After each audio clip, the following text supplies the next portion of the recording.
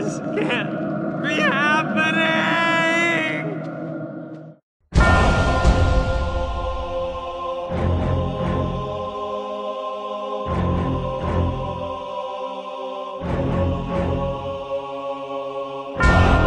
Eternal Darkness: Sanity's Requiem for the GameCube, a criminally underappreciated game that could really do with a remake or a sequel or something to raise its profile. Developed by Silica Knights in the days before they were best known for spending 9 years making a game that no one liked, Eternal Darkness appears to be a fairly standard Resident Evil style adventure game, but a closer look beneath the surface reveals it to be a different beast entirely.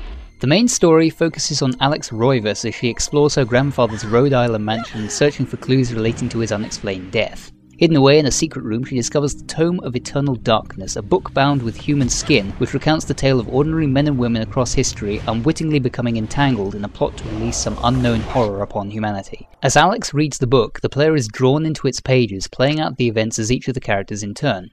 During these trips into the past, you'll find clues that allow Alex to find more and more chapters from the tome hidden throughout the house, opening new eras and locations that gradually bring the whole story together.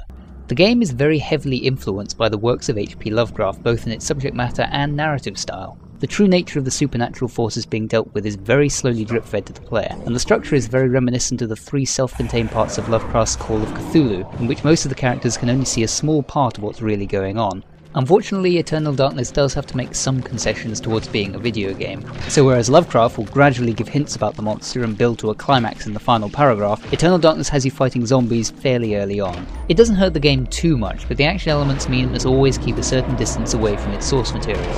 On the other hand, the more adventure game themed elements, such as being able to thoroughly examine all of the rooms in the Roivas mansion, are very good at foreshadowing later events and go a long way to cementing the atmosphere as being truly Lovecraftian. Gameplay wise, Eternal Darkness takes its influences from a little closer to home.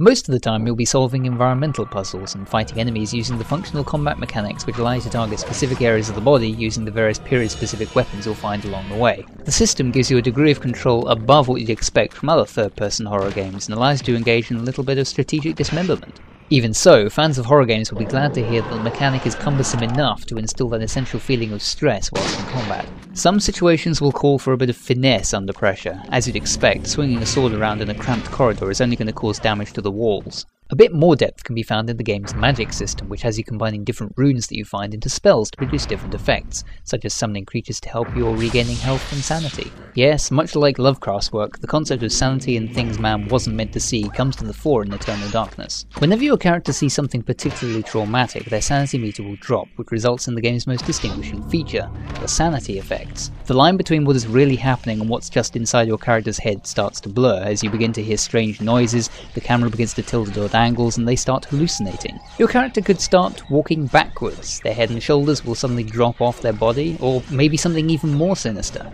The game has no compunction about screwing with the player themselves, and will often try to fool you into thinking that something has gone wrong outside of the game. All the items in your inventory could disappear, the game might claim to have corrupted your save file, or perhaps the volume on the television will start taking on a life of its own.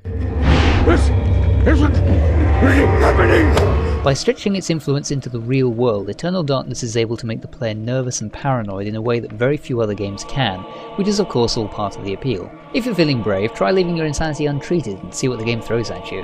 I always found that the extremely oppressive ambient noises that accompany such a strategy were too much to stand for more than a few minutes. Immersion is very important in horror games, and Eternal Darkness takes it further than any other, drawing the player into the mindset of the characters they control. The graphics and sound help a great deal too, and the game holds up surprisingly well for its age. So it's a big thumbs up from me for Eternal Darkness. It pushes the boundaries of what games can do and provides a memorable journey that will stay with anyone willing to put a bit more than just their avatar in the line of fire. You too will come to understand fear as I have.